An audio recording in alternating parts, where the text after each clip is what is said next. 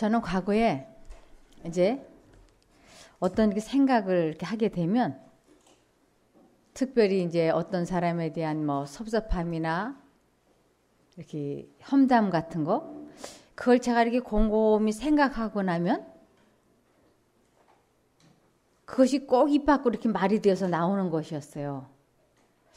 그래서 참 이상하다. 왜 내가 그것을 생각을 하고 나면 꼭 이렇게 말하게 될까? 그래서 그것을 이상하다고 생각을 했었어요. 근데 그 이상하다고 하는 그 생각이 하나님께서 나에게 말씀하시고 계신 것이라고 하는 거를 이제서야 깨닫는 거예요. 왜 내가 나쁜 생각을 하고 나면 그것이 꼭 이렇게 말과 행동으로 하게 되지? 이것은 하나님께서 저에게 말씀을 이렇게 하시는 거예요. 그 부분을 생각해 봐야 돼. 이런 뜻이에요. 그래서 우리들이 어떠한 좋지 않은 생각을 이렇게 한 번, 두 번, 5번 이렇게 반복하는 것을 성경에서는 내 마음 밭에다 씨를 이렇게 뿌려가지고 꼭꼭 심는 걸로 묘사하고 있어요. 여러분 이렇게 씨를 밭에다가 뿌리고 심고 물 주고 그러면 이것이 자라죠? 뿌리가 내리고 싹이 나고 자라면서 열매를 맺잖아요. 하나님께서는 우리들의 마음을 무엇이라고 말씀을 하셨느냐면 마음밭이라고 말씀을 하셨어요. 고린도전서 3장 9절을 보시겠습니다.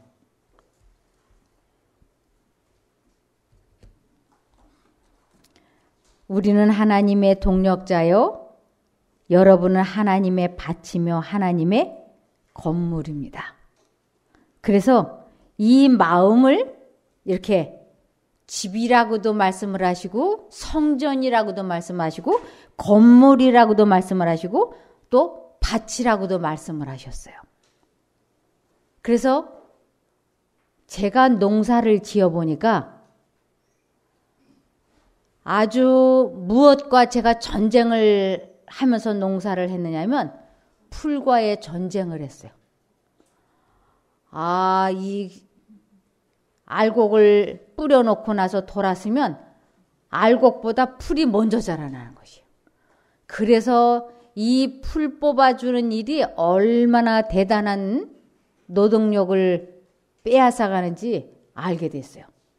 그래서 우리들도 농사 짓는 사람들 보면 그 풀이 자라지 못하게 하려고 비닐을 막 뒤집어 씌워놓기도 하고 뭐 별별 방법을 다 하잖아요.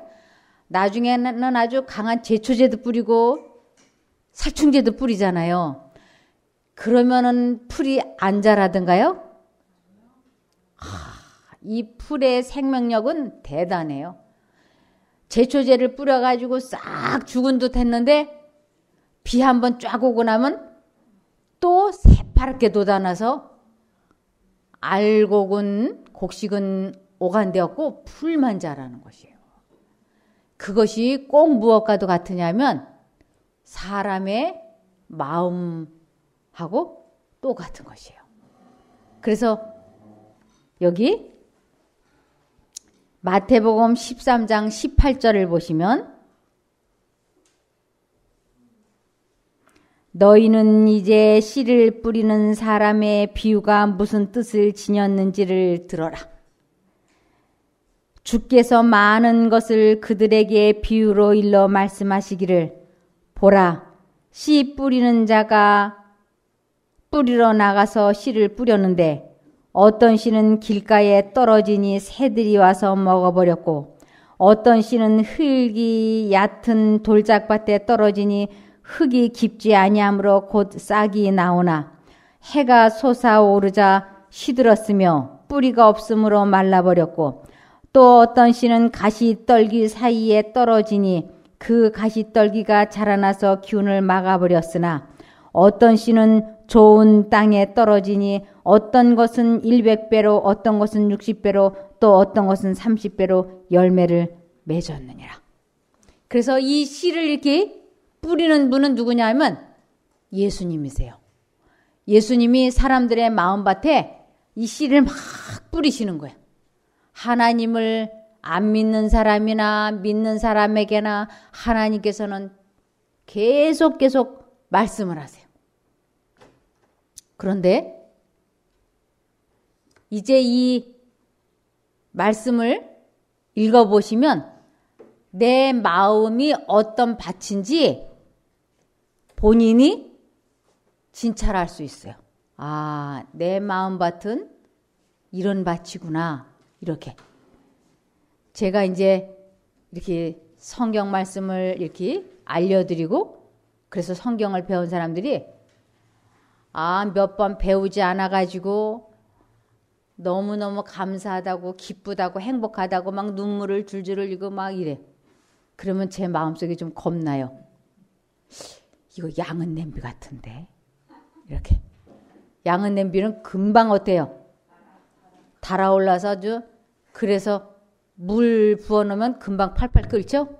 그래서 라면을 끓이는데 제일 좋은 냄비가 무슨 냄비게요? 양은 냄비예요. 근데 식기도 빨리 식어요. 아주 금방 말씀을 듣고 막 좋다고 어쩔 줄을 몰라 하고 막 이러다가 한두 달 후에 보면 냉해 있어요. 근데 어떤 사람은 또 가마솥이야. 아무리 불을 때도 손을 얹어보면 뜨뜻미지근해. 불을 뗀 건지 안 뗀 거지. 그런데 이 가마솥이 은근하면서도 지속적으로 불을 떼면 드디어 물 끓일 날이 오는 거예요. 그러면은 오래 갈 수 있어. 그래서 내가 어떤 사람인가 오늘 보실 수 있어요. 이 길가에 떨어진 씨라고 하는 것은 이 길가에 떨어진 씨들은 참 많아요. 예수 믿으라고 전해보면 들은 척도 안 하고 전도지 주면 받아서 버리고 가고 그런 사람 많잖아요. 우리 친척 가족들에게 말씀을 전하면 하나님을 믿느니 내가 돈을 믿고 산다. 그리고 안 받아들인 사람 많죠. 자, 마태복음 13장 17절에 보시면 내가 진정으로 말한다. 많은 예언자들과 즉 선지자들과 믿음이 깊은 사람들이 너희가 본 것을 보려고 하였으나 보지 못하였고 너희가 들은 것을 들으려고 하였으나 듣지 못하였다. 이것은 하나님께서 사람 마음 가운데 말씀하시는 것을 글로 써놓은 것이 십계명이고 그 십계명을 확대 해석해 놓은 것이 성경책인 거예요. 그래서 하나님의 음성을 듣고 싶고 보고 싶었으나 그들이 많이 깨닫지를 못했어요. 아주 수많은 선지자들, 수많은 예언자들이 하나님의 말씀을 듣고 깨닫고 보기를 원하고 또 예수 그리스도가 실제적으로 나타난 모습을 보고 싶었지만 그들은 보지 못하고 우리 모양 이 책만 보고 삶을 마친 사람들이 무수히 많은 것입니다. 그래서 내가 진정으로 말한다. 많은 예언자들과 믿음이 깊은 사람들이 너희가 본 것을 보려고 하였으나 보지 못하였고 너희가 들은 것을 들으려고 하였으나 듣지 못하였다. 씨 뿌리는 농부에 대한 비유의 뜻을 들으라. 씨가 길가에 떨어졌다는 것은 하늘나라의 기쁜 소식을 듣고도 깨닫지 못하는 사람의 마음을 가리킨다. 이런 사람은 악한 자가 와서 그의 마음속에 있는 씨를 빼앗아 간다. 이 악한 자가 와서 그의 마음속에 있는 씨를 빼앗아 간다. 이것은 관심을 하나님에게 두지 못하도록 다른 곳으로 관심을 쏟게 하는 것을 악한 자, 즉 사단이 그렇게 씨를 빼앗아 갔다고 말씀을 하시는 것이에요. 우리가 신앙생활을 하면서 관심을 지속적으로 하나님께 두지 못하게만 하면 사단은 성공한다는 걸 너무나 잘 알고 있어요.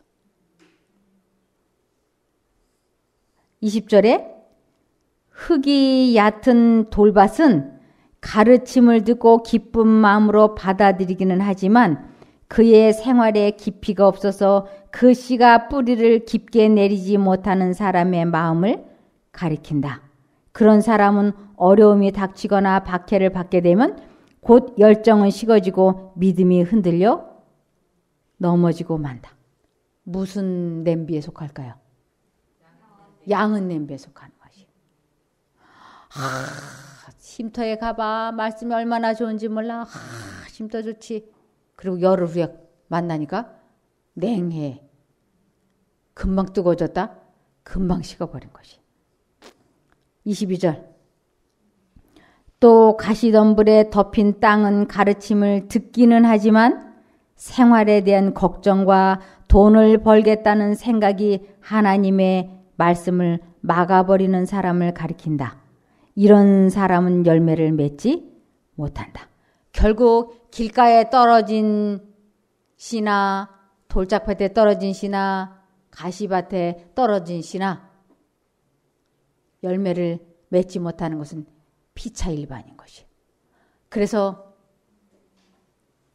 하나님을 믿는다고 신앙생활은 오래 했지만 어떨 때는 좀 관심이 있어서 일어서는 듯 하다가 돈 하고 정신을 사단이 깨우쳐주면 하나님께로 관심을 갖다가 돈 하면 그만 깜짝 놀라갖고 돈 벌러 가는 것이에요.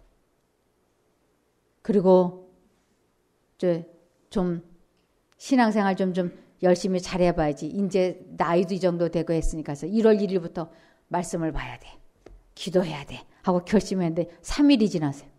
근데 누가 야구가 어쩌고 저쩌고 축구가 어쩌고 저쩌고 그러면 성경책을 이렇게 들었다가 그래? 그리고는 야구 보러 핸드폰 들고 계속 관심이 지속적으로 하나님께 향해 있지 못하는 모든 사람들이 가시밭도 됐다가 돌짝밭도 됐다가 길가밭도 됐다가 이러는 것이에요. 그래서 이 좋은 밭이라고 하는 것은 23절에 좋은 땅은 가르침을 듣고 그것을 깨달아 30배, 60배 또는 100배로 열매를 맺는 사람을 가리킨다. 이 열매를 맺는다. 30배, 60배, 100배 이것은 품성이 많이 변화되고 적게 변화되고 그 차이예요.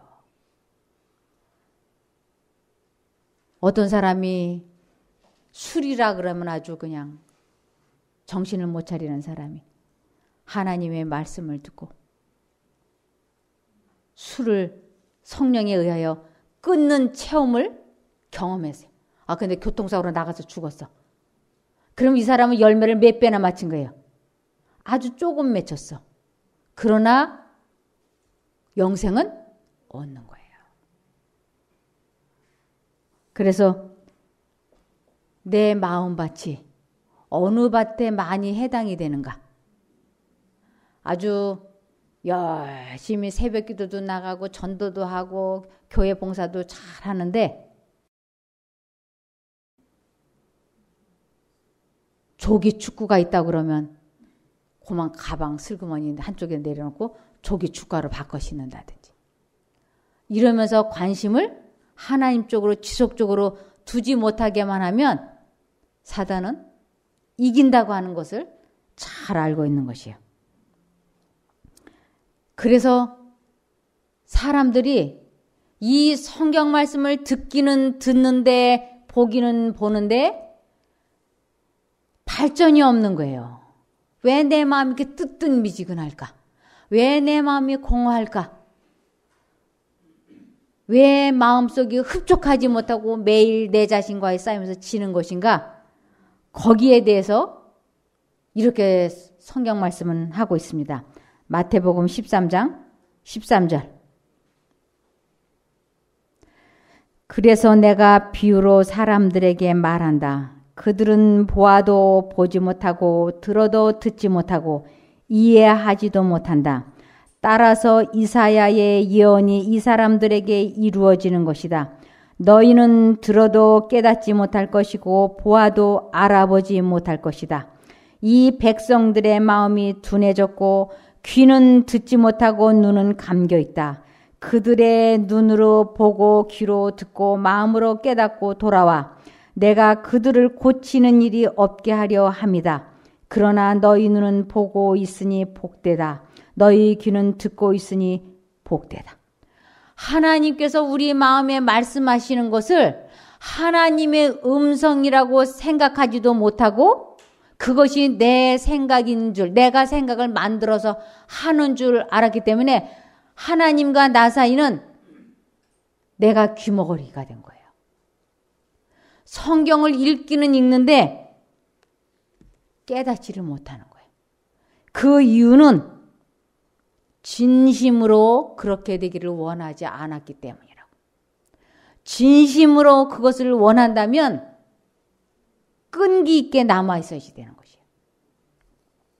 제가 한 부부에 대한 연애했던 이야기를 들으면서 제가 아주 감탄을 했어요.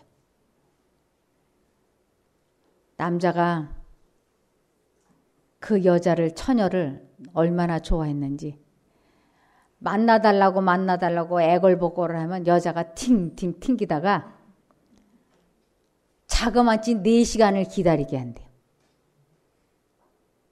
그 웬만한 사람이면 40분만 기다리게 해도 화나서 안 기다릴 거예요.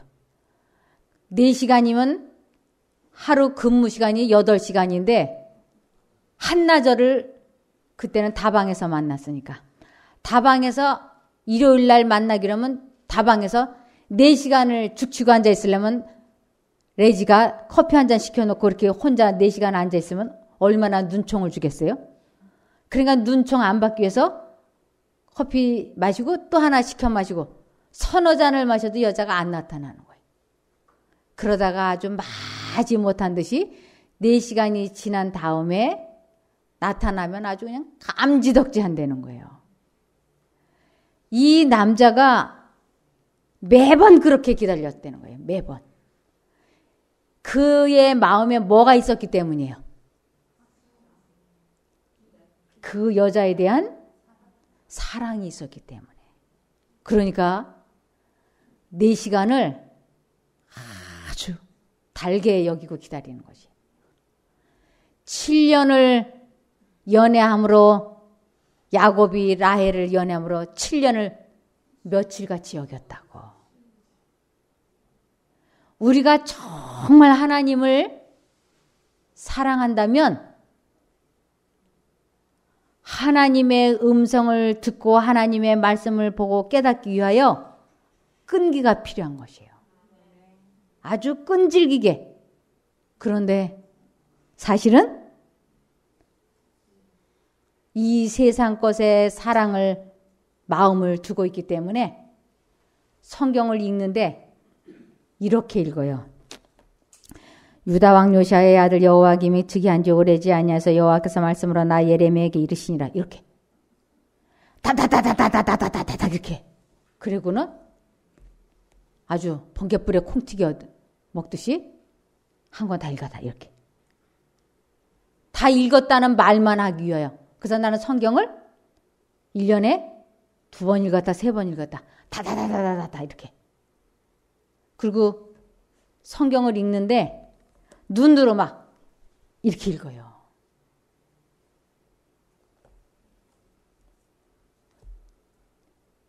제가 이 성경 말씀을 그동안에 읽어보니까 한 구절을 읽는데 마음속으로 한 글자씩 이렇게 읽게 되는 거예요. 여호와께서 이렇게 또박또박 천천히. 그러면서 전체적인 문맥이 무엇을 나타내고 있고 이것을 왜 쓰셨는지를 아주 집중을 해서 보면 이 성경 한 장을 읽는데 30분도 걸리고 1시간도 걸려요. 그러면서 기도를 또 하고 또 하고 집중해서 읽으면서 마음속으로 하나님 앞에 어떻게 기도를 하느냐 하면 하나님께서 이 성경 말씀을 저에게 깨닫게만 해주신다면 제가 이유를 불문하고 순종하겠습니다. 그러니 저에게 이 말씀을 가지고 말씀을 하십시오. 순종하리이다. 하고 뜻을 정하고 결심을 하고 성경을 아주 천천히 또박또박 읽어나가는데 말씀이 하나씩 쫙 깨닫게 되더라고요. 그렇게 깨닫게만 해주시면 제가 이것을 생애에 적용하는 것이에요. 꼭 실천해 보는 것이에요. 그러면서 체험을 많이 하면 한 것만큼 문이 열리는 것이에요. 요 방문을 요만큼 열면 이 방 안 광경이 얼만큼 몰릴까요? 요만큼 보이겠죠. 근데 이 문이 요만큼 열리면 방 안의 광경이 이만큼 보이지 않습니까? 문을 활짝 열리면 방 안이 다 보이죠. 내가 하나님의 말씀을 실천을 해서 체험을 하게 되면 실천하고 체험해 본 것만큼 이 성경이 열려요. 깨달아져요.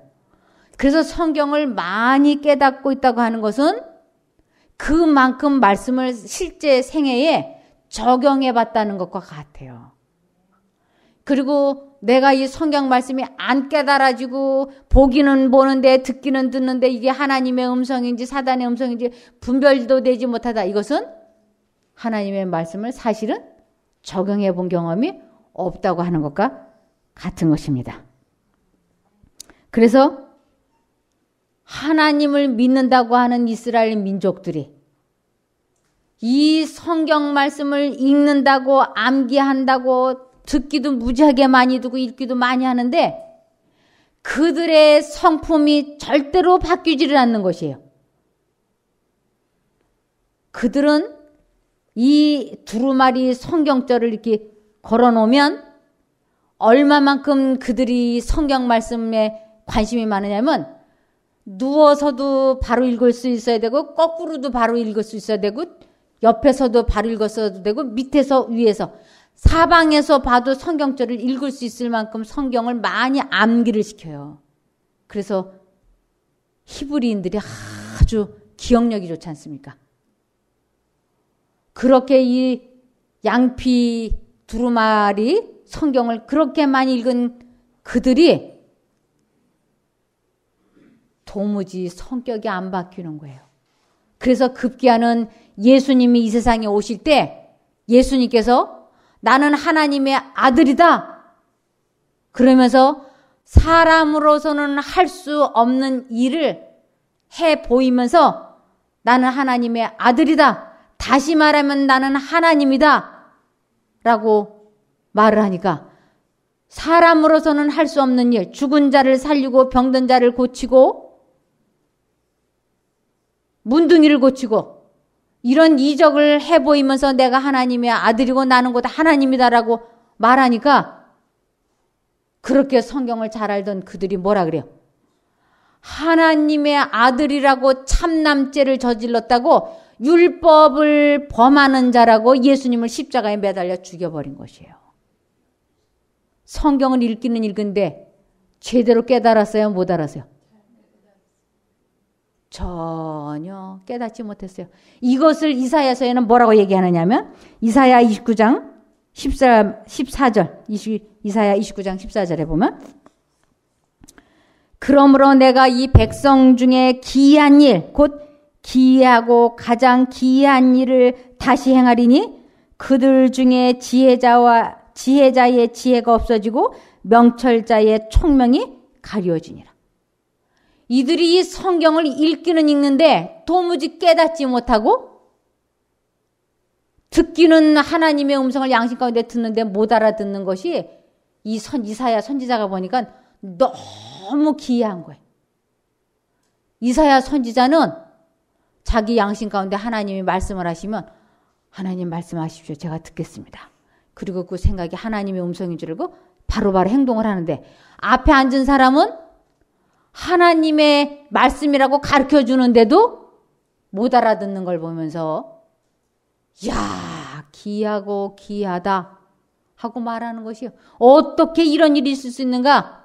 그 이유는 하나님께서 말씀하시면 내가 순종하겠다고 결심을 하지 않고 성경을 읽고 말씀을 듣기 때문이라고 되어 있는 것이에요.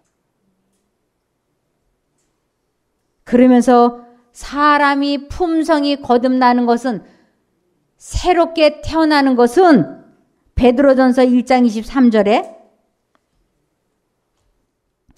너희가 거듭난 것이 썩어질 씨로 된 것이 아니요 썩지 아니할 씨로 된 것이니 하나님의 살아있고 항상 있는 말씀으로 되었느니라.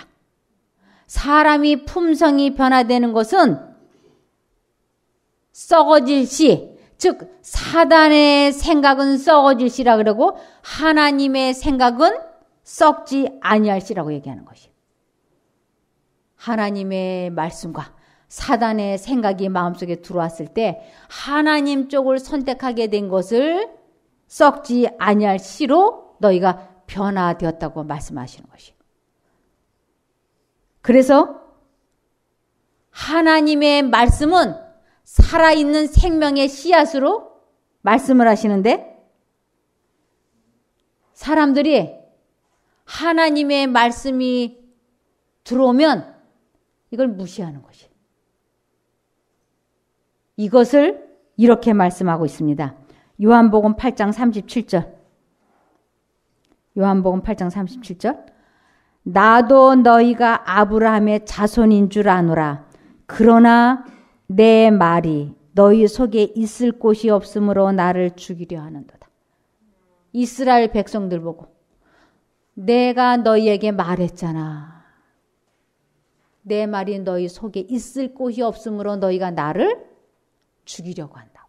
그래서 예수님을 결국 죽였지 않습니까?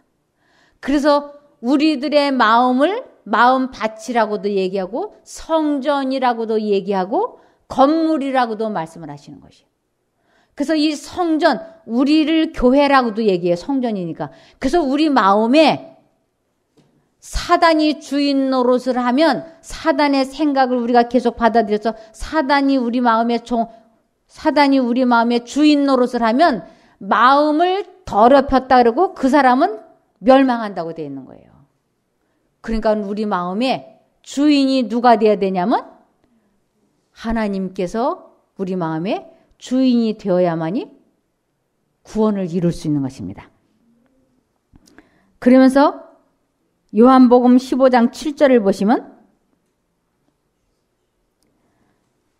너희가 내 안에 거하고 내 말이 너희 안에 거하면 무엇이든지 원하는 대로 구하라. 그리하면 이루리라. 대부분의 사람들이 요 앞에 있는 구절은 싹 손가락으로 이렇게 가려놓고 그 뒤에 것만 가지고 얘기해. 무엇이든지 원하는 대로 구하라. 그리하면 이루리라. 그런데 조건이 있어요. 너희가 내 안에 거하고 내 말이 너희 안에 거하면, 하나님의 생각이 내 마음에 들어왔어요. 그것을 선택하면 그 하나님의 말씀이, 씨앗이 내 속에서 발화하게 된다고요. 그것을 무엇이든지 원하는 대로 구하라. 그리하면 이루리라. 이것은 하나님께서 내 마음에 말씀하신 것은 선택만 하면 그 말씀대로 내가 될 거다. 이런 뜻이야. 배씨를 심으면 배나무가 자라고 배가 열려요. 파씨를 심으면 파가 나고 배추씨를 심으면 배추가 나와요. 이 세상의 씨앗도 심는 대로 솟아나는데 하나님께서 우리들 마음에 말씀하신 것은 절대적인 발화력이 있는 것이에요. 하나님께서 내 마음에 말씀하신 것을 내 마음에 심기만 하면 반드시 싹이 나고 자라나게 돼 있는 것이에요. 그런데 우리는 지금까지 살면서 하나님의 말씀을 우리 마음밭에 심어본 적이 없어요. 그래서 하나님께서는 씨 중에 가장 작은 씨를 겨자씨라 그래요. 밤 같은 거는 씨가 크지요? 밤 자체가 씨지요? 이 큰 씨나 작은 씨나 씨의 크기는 관계없어요. 심기어지기만 한다면 틀림없이 자라난다고 하는 걸 강조하시는 것이에요. 겨자씨, 그 눈에 보일 듯 말 듯한 그 겨자씨도 확실하게 심어지기만 하면 굉장하게 발전하지 않습니까? 우리 마음에 하나님께서 말씀하신 것이 아무리 사소한 것이라 할지라도 그것을 내 마음밭에 심어만 보면, 확실하게 심어만 보면 그 말씀이 우리에게서 현실로 나타난다고 하는 것이에요. 그런데 여기 우리들 마음에는 무슨 씨가 심어지느냐 하면 마태복음 13장 우리들 마음밭에는 무슨 씨가 많이 심어지는가?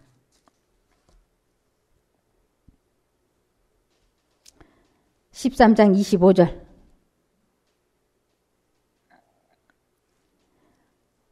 사람들이 잘 때에 그 원수가 와서 곡식 가운데 가라지를 덧뿌리고 갔더니 싹이 나고 결실할 때에 가라지도 보이거늘 집주인의 종들이 와서 말하되 주여 밭에 좋은 씨를 심지 아니하였나이까?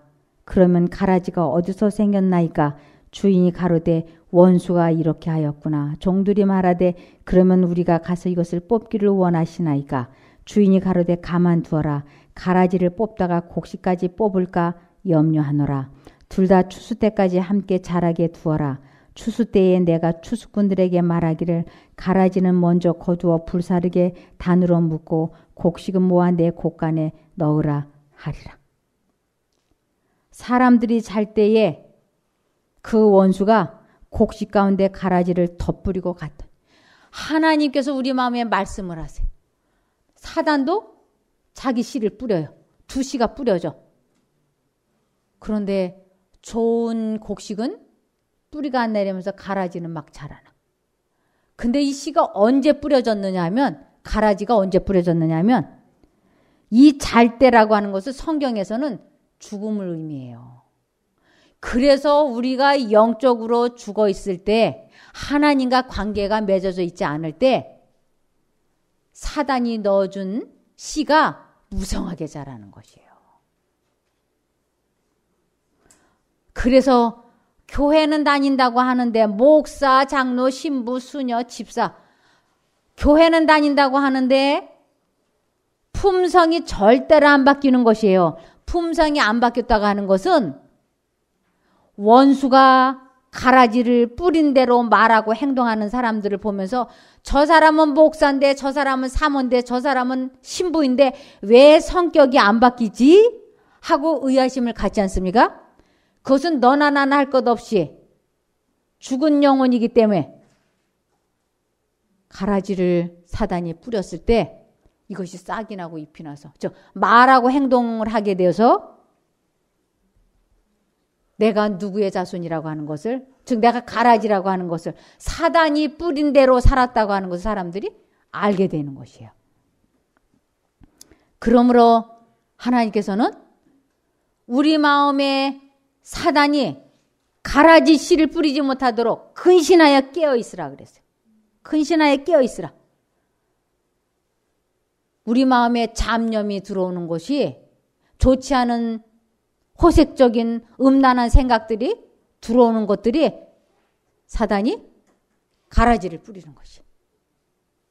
그래서 여자를 보고 음욕을 품는 자마다 이미 간음했느니라 그러잖아요. 사단이 음란 호색적인 악한 생각을, 가라지를 사람들 마음에 막 주입시키는 거예요. 씨를 뿌리는 거예요. 그럴 때 근신하여 깨어있는 사람은 이 생각을 내가 받아들이지 않아야 되겠다. 그리고 그 생각을 버리고 하나님 하고 진심으로 하나님께 기도하는 것, 하나님을 부르는 것, 이것을 하나님을 선택한다고 하는 것이에요. 사단이 넣어주는 생각을 받아들이지 않겠다고 굳게 결심을 하고 하나님을 선택하는 것을 내가 자포기했다, 자기를 부인했다, 내가 죽었다, 이렇게 설명하는 것이에요. 그래서 예수님께서 사람들을 볼 때 무수히 많은 남자들 마음에, 여자들 마음에 사단이 이성에 대한 호기심, 관심, 음란한 호색적인 상상하는 것을 계속 사단이 주입시키는 것을 예수님은 아셨던 것이에요. 그래서 예수님께서 여자를 보고 음욕을 품는 자마다 이미 간음했느니라. 너희가 그 생각을 받아들이지 않겠다고 결심을 하고 하나님을 선택하지 않으면 결국은 그 뿌려진 씨는, 사단의 생각은 시간이 주어지면, 기회가 주어지면 열매가 맺힐 것이라고. 그래서 하나님께서는 원수를 대적하라, 그리하면 너희를 피하리라고 말씀하셨어요. 원수를 대적한다고 하는 것이 뭐냐면 사단이 그런 생각을 뿌려줄 때, 넣어줄 때 그 생각을 버리겠다고 굳게 결심을 하고 하나님을 향하여 기도하는 것이, 하나님 저 이 생각 안 하겠습니다, 도와주십시오. 그러면서 속으로 찬미도 하고 기도도 하고 성경절도 암송을 하시면서 주여 불쌍히 여기시고 나를 도와주십시오. 지금 사단이 저에게 이런 호색적인 생각을 넣어주고 있으니 이 생각을 안 하겠습니다 하고 계속 예수님을 부르면 그 생각에서 해방시켜 주는 것이에요. 이 방법이 아니고서는 결국은 기회가 주어진다면 남자나 여자가 해서는 안 되는 언행들을 하게 되는 것을 우리 주님께서는 아셨던 것입니다. 그래서 우리들 마음속에 어떠한 생각을 품느냐, 이것은 어떠한 생각을 선택하느냐 하고 똑같은 것입니다. 그래서 하나님께서는 요한 1서 3장 24절에 그의 계명들을 지키는 사람은 그분 안에 거하고 그분은 그 사람 안에 거하시나니 우리에게 주신 성령에 의하여 우리는 그분이 우리 안에 거하시는 것을 아느니라. 그의 계명이라고 하는 건 하나님께서 내 마음속에 넣어주시는 생각을 살아있는 생명의 씨앗이라고도 말씀을 하시고, 그것을 계명이라고도 말씀하시고, 그걸 말씀이라고도 말씀하시고, 그것을 빛이라고도 말씀하시는 것이에요. 그것을 또한 성령이라고도 말씀을 하시는 것이에요. 그래서 하나님께서 내 마음에 생각을 넣어주실 때 그쪽을 선택하게 되는 것을 우리에게 주신 성령에 의하여 우리는 그분이 우리 안에 거하시는 것을 아느니라고 얘기하는 것이에요. 내가 두 생각이 들어올 때 하나님 쪽을 선택했는지 안 했는지는 내가 알지 않습니까? 그것을 그분이 내 안에, 내가 그분 안에 거하신다고 얘기하는 것이에요. 그래서 고린도후서 13장 5절을 보시면 여러분은 자신이 믿음 안에 있는지 점검하고 자신을 시험해 보십시오. 예수 그리스도께서 여러분 안에 계신다는 사실을 알지 못합니까? 이것을 모르면 여러분은 시험에서 불합격한 사람입니다. 구원 못 받는 것이. 내가 두 가지 생각이 들어오고 있는데 하나님 쪽을 선택하지 않고 살고 있다면 주님이 내 안에 안 거하신 것이에요. 요한일서 4장 20절. 요한일서 4장 20절.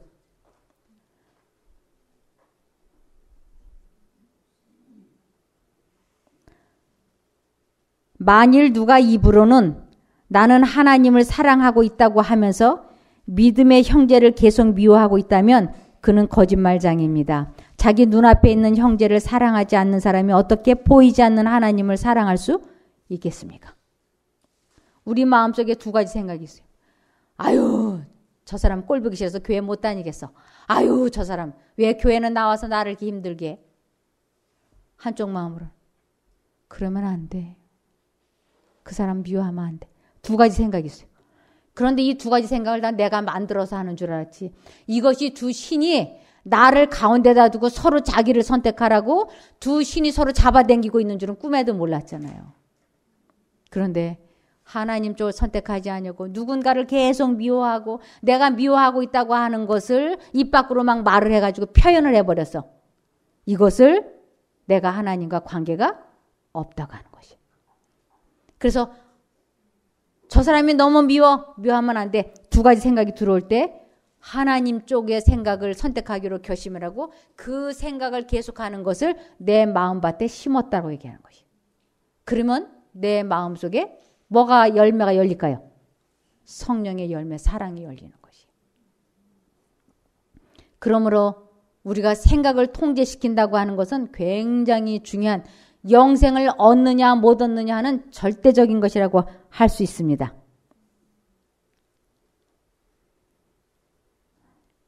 계시록 3장 20절. 보라 내가 문 앞에 서서 계속 문을 두드리고 있다. 만일 누구든지 내 음성을 듣고 문을 열면 나는 그에게 들어가 그와 함께 먹고 그도 나와 함께 먹게 될 것이다. 하나님께서 우리 마음에다가 말씀을 하세요. 그 말씀을 내가 선택을 하는 것을 내가 그를 선택한 것을 내 마음 문을 열었다라고 얘기하는 것이에요. 그래서 그분의 생각이 내 마음에 들어와서 내가 선택을 하면 그 생각이 하나님의 생각이 내 마음속에서 현실이 되는 것을 나는 그로 더불어 먹고 그는 나로 더불어 먹는다. 이것은 다시 말씀을 드리면 하나님과 내가 하나로 연합된 것을 의미하는 것이에요.